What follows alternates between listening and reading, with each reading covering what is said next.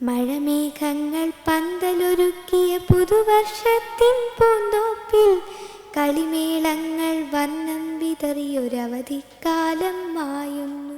School പ്രവേശനോത്സവ ചരിത്രത്തിൽ ആദ്യമായി ഒരു സ്കൂൾ വിദ്യാർത്ഥിനി എഴുതിയ കവിത പ്രവേശനോത്സവ ഗാനമായി. നാളെ പ്രവേശനോത്സവം നടക്കുമ്പോൾ ഈ ഗാനമായിരിക്കും സ്കൂളുകളിൽ ആലപിക്കുക. കവിത എഴുതിയ പത്തനംതിട്ട അടൂർ വടക്കേടത്തുകാവ് സ്വദേശിനി 10ാം ക്ലാസ് വിദ്യാർത്ഥിനി ഭദ്രഹരിയുടെ വീടിന് മുന്നിലാണ് നാം നിൽക്കുന്നത്. ഇതാണ് ഭദ്രഹരിയുടെ വീട്. ഭദ്രഹരിയെ നമുക്കൊന്ന് കണ്ടു നോക്കാം.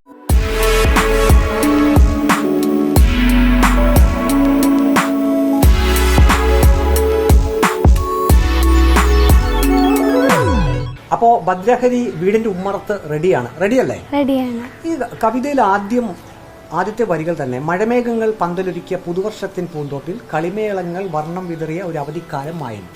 ശരിക്കും അവധിക്കാലം എങ്ങനെയായിരുന്നു? അവധിക്കാലം പൊതുവെ ഇതുവരെയുള്ള വർഷങ്ങളിലൊക്കെ വളരെ ഹാപ്പി ആയിരുന്നു, എല്ലാ കുട്ടികളും പോലെ. പക്ഷേ ഈ വർഷം SSLC റിസൾട്ടിൻ്റെ ടെൻഷനിലായിരുന്നു. മെയ് 9-നാണല്ലോ റിസൾട്ട് വന്നത്. അതുവരെ ഒരു വലിയ പങ്കും നഷ്ടപ്പെട്ടു. ഈ കവിത എഴുതി കഴിഞ്ഞതിന് ശേഷം ഇതെങ്ങനെയാണ് സർക്കാരിൻ്റെ ശ്രദ്ധയിലേക്ക് പെട്ടത്? കവിത കഴിഞ്ഞ കൊല്ലമാണ് എഴുതുന്നത്. 9ാം ക്ലാസ്സിലെ വെക്കേഷനാണ് എഴുതിയത്.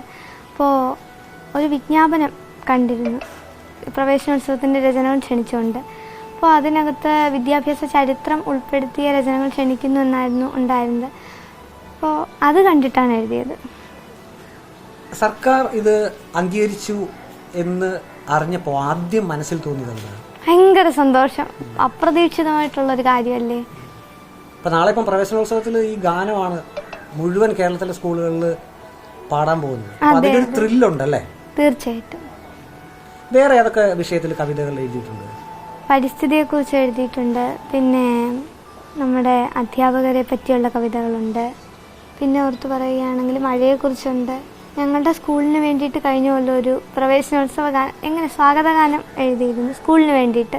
പിന്നെ പറയുകയാണെങ്കിൽ നമ്മുടെ ശുചിത്വത്തെക്കുറിച്ച് എഴുതിയിട്ടുണ്ട്. ഇങ്ങനെ ഭദ്രഹരിയുടെ വീടിന്റെ എതിർവശം നമുക്ക് കാണാൻ സാധിക്കും. ഇവിടെ നിറയെ മരങ്ങളായിരുന്നു. ആ മരങ്ങൾ ഒരു ഘട്ടത്തിൽ മുറിച്ചു കളഞ്ഞപ്പോൾ ഭദ്രഹരിക്ക് വലിയ വിഷമമായിരുന്നു. കാരണം പ്രകൃതി അത്രയധികം സ്നേഹിക്കുന്ന ഒരു കുട്ടി കൂടിയാണ്. ശരിക്കും മനസ്സിൽ വിഷമം തോന്നിയിരുന്നു? ഒരുപാട് വിഷമം തോന്നി. ആ മരങ്ങളാണ് ശരിക്കും പറഞ്ഞാൽ എനിക്ക് ആദ്യമായിട്ട് സമ്മാനം കിട്ടിയ ഒരു കവിത എഴുതാൻ എന്നെ പ്രേരിപ്പിച്ചത്. ധനുമാസ പൗർണമി എന്നാണ് കവിതയുടെ പേര്. അപ്പോൾ ആ മരങ്ങളുടെ ഇടയിലൂടെ അന്ന് ഒരു ധനുമാസത്തിൽ ചന്ദ്രനെ കണ്ടപ്പോഴാണ് ഞാൻ ആ കവിത എഴുതിയത്. എനിക്ക് ആദ്യത്തെ സമ്മാനം കിട്ടുന്നതും ആ കവിതയ്ക്കാണ്. പക്ഷേ പിന്നീട് ആ മരങ്ങൾ മുറിച്ചു കളഞ്ഞു. ഞങ്ങളുടെ വീടിന് തന്നെ ഭീഷണിയാവുമെന്നാണ് അവർ മുറിച്ചപ്പോഴും പറഞ്ഞത്. ഒരുപാട് വിഷമം തോന്നിയിരുന്നു. വിദ്യാഭ്യാസ വകുപ്പ് മന്ത്രി വി ശിവൻകുട്ടിയുടെ അടുത്ത് നിന്നാണ് ആ ഗാനം നമ്മൾ എഴുതിയ വരികൾ തന്നെ ആലപിച്ചത്. ആ ഒരു മൂമെന്റിൽ എന്താ തോന്നിയത്? മന്ത്രിയാണ് അടുത്ത് നിൽക്കുന്നത്. എനിക്ക് നല്ല ടെൻഷൻ ഉണ്ടായിരുന്നു. അദ്ദേഹം അടുത്തോട്ട് വിളിക്കുമെന്ന് നമ്മൾ ചിന്തിക്കുന്നില്ലല്ലോ.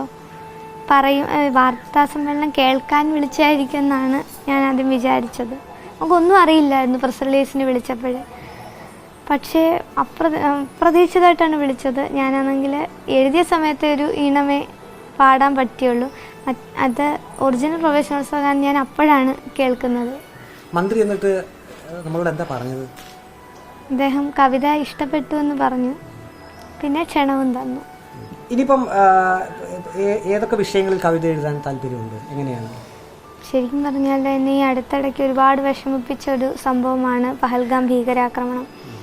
അതിനെക്കുറിച്ചൊരു കവിത എഴുതുന്നു. പ്രധാനമന്ത്രി നരേന്ദ്രമോദിക്ക് ഭദ്രഹരി ഒരു കത്ത് അയച്ചിരുന്നു. കത്ത് മാത്രമല്ല 52 വരികളുള്ള ഒരു കവിതയും അയച്ചു കൊടുത്തിരുന്നു. അതിൻ്റെ വിഷയം എന്നുള്ളത് യമുന നദിയെ സംരക്ഷിക്കണം എന്നുള്ളതായിരുന്നു. അതിന് കേന്ദ്ര സർക്കാരിന് ഒരു മറുപടിയും കിട്ടി, അല്ലേ? എന്തുകൊണ്ടാണ് യമുന നദിയെക്കുറിച്ച് എഴുതണം, ഒരു കവിത എഴുതണം, അത് പ്രധാനമന്ത്രിക്ക് അയച്ചു കൊടുക്കണം എന്നൊക്കെ കരുതിയത്? മോഡൽ എക്സാമിൻ്റെ സമയത്താണ് ഞാൻ വാർത്തകളിൽ യമുന നദിയിലെ ജലം മലിനീകരിക്കപ്പെടുന്നു എന്നുള്ള കാര്യം അറിയുന്നത്. ഒരുപാട് വിഷമം തോന്നി. അങ്ങനെയാണ് ആ കവിത എഴുതിയത്. പക്ഷേ അന്നേരം എഴുതി കഴിഞ്ഞപ്പോൾ ഈ നദീജല സംരക്ഷണത്തിന് പ്രധാനമന്ത്രിയുടെ നമാമി ഗംഗെ മിഷനും ഒക്കെ ഒരുപാട് ഇമ്പോർട്ടൻസ് കൊടുക്കുന്നതായിട്ട് തോന്നി. അതുകൊണ്ടാണ് അയച്ചത്. താജ്മഹൽ എപ്പോഴെങ്കിലും കണ്ടിട്ടുണ്ടോ നേരിട്ട്? കണ്ടിട്ടില്ല. താജ്മഹലിന്റെ പുറകിൽ കൂടി ഒഴുകുന്ന ആ നദിയുടെ ഭാഗത്ത് മാലിന്യങ്ങൾ കെട്ടിക്കിടക്കുന്നതായി ഒരു ദൃശ്യം കണ്ടിരുന്നു അല്ലേ? കണ്ടിരുന്നു. അതൊന്ന് വ്യക്തമാക്കാവോ, എന്താണ് മനസ്സിൽ തട്ടിയതെന്ന്? അത് ഞാൻ ഗൂഗിളിൽ സെർച്ച് ചെയ്തു ഈ യമുന നദിയുടെ അവസ്ഥയെ പറ്റി. അപ്പോഴാണ് അങ്ങനെ ഒരു കാര്യം കണ്ടത്. നമ്മുടെ താജ്മഹലിൻ്റെ ഭംഗി അതിൻ്റെ മുമ്പിൽ നിന്ന് കാണുമ്പോൾ വളരെ അട്രാക്റ്റീവാണ്, നമ്മുടെ പഴയ ചരിത്രത്തിൻ്റെ ഭാഗമാണ്. പക്ഷേ അതും താജ്മഹലിൻ്റെ മുമ്പിൽ യമുന നദിയുടെ കാര്യമൊക്കെ നമ്മുടെ അടുത്ത് പറയാറുണ്ട്.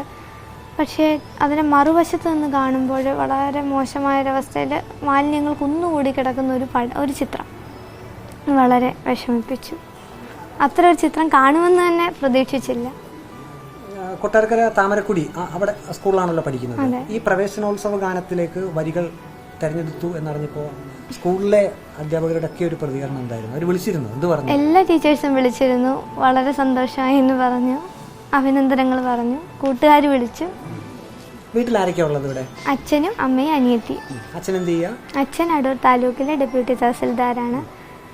അമ്മ താമരക്കുടി SVVHSSലെ ഹൈസ്കൂൾ ബയോളജി ടീച്ചറാണ്. സഹോദരി ഉണ്ടല്ലേ? കുഞ്ഞനുജത്തിയുണ്ട് അല്ലേ? ഉണ്ട്, ധ്വനി എസ് ഹരി. അവള് GWLPS താമരക്കുടിയിലും 3ാം ക്ലാസ്സിൽ പഠിക്കുന്നു. ഈ സാധാരണ ഈ കവിത എഴുതണമെങ്കിൽ നമ്മൾ കുറേ വായിക്കണം അങ്ങനെയൊക്കെ പറഞ്ഞു കേട്ടിട്ടുണ്ട്. പുസ്തക വായന എത്രമാത്രമുണ്ട്? ഞാൻ കുഞ്ഞായിരുന്നപ്പോഴേ തീരെ ചെറിയ പ്രായത്തിലെ വായിക്കാൻ ഇഷ്ടമാണ്, ഇപ്പോഴും ഇഷ്ടമാണ്. അപ്പോൾ അച്ഛനും അമ്മയും പുസ്തകങ്ങളൊക്കെയാണ് എനിക്ക് പിറന്നാളുകളിൽ സമ്മാനം തരാറുള്ളത്. അത് വലിയ സന്തോഷമുള്ള കാര്യമാണ്. അപ്പോൾ ധാരാളം വായിക്കാറുണ്ട്. ഇഷ്ടപ്പെട്ട കവി ആരാണ്? കുമാരനാശാനെ ഇഷ്ടമാണ്, സുഗതകുമാരി ടീച്ചറെ ഇഷ്ടമാണ്, പറയാൻ തുടങ്ങിയ ഒരുപാട് പേരെ ഇഷ്ടമാണ്. ഇപ്പോഴത്തെ പുതുതലമുറയിൽപ്പെട്ട എഴുത്തുകാരിൽ ആരെയാണ് ഏറ്റവും ഇഷ്ടം? അങ്ങനെ പറഞ്ഞാൽ ഇഷ്ടമുള്ള 3-4 കവികളുണ്ട്. ഇപ്പോൾ BK Harinarayanan sir, Murukan Kattakkada sir, അവരൊക്കെ നമ്മുടെ പ്രവേശനോത്സവ ഗാനം നേരത്തെ എഴുതിയ ആളുകളാണ്. അവരുടെയൊക്കെ വരികൾ ഒരുപാട് ഇഷ്ടമാണ്. മുരുകൻ കാട്ടാക്കടയുടെ രേണുക എന്ന് പറയുന്ന കവിത എനിക്ക് ഒത്തിരി ഇഷ്ടമാണ്. പിന്നെ റഫീഖ് അഹമ്മദ് സാറ്, രാജീവ് ആലുങ്കർ സാറ്, ഇവരുടെയൊക്കെ വരികൾ ഇഷ്ടമാണ്. ഒരു വലിയ എഴുത്തുകാരിയിലേക്കുള്ളൊരു തുടക്കം അങ്ങനെയാണ് മലയാളികൾ ഇപ്പോൾ കരുതുന്നത്. അങ്ങനെ ഒരു എഴുത്തുകാരിയാകാൻ തന്നെയാണോ ആഗ്രഹം? എഴുതാൻ ആഗ്രഹമുണ്ട്. ഏതായാലും ഭദ്രഹരി വളരെയധികം സന്തോഷത്തിലാണ്. താൻ എഴുതിയ ഒരു കവിത അത് സ്കൂൾ പ്രവേശനോത്സവ ഗാനമായി മാറിയതിൽ വളരെയധികം സംതൃപ്തി തന്നെയാണ്. അതിന് കൂടുതൽ എഴുതാനുള്ള ഒരു പ്രചോദനം കൂടിയാണ് ഈ പെൺകുട്ടിക്ക്. വീഡിയോ ജേർണലിസ്റ്റ് അജി കുടുംബണ്ണൊപ്പം reporter Praveen Purushothaman, in reporter, Pathanamthitta.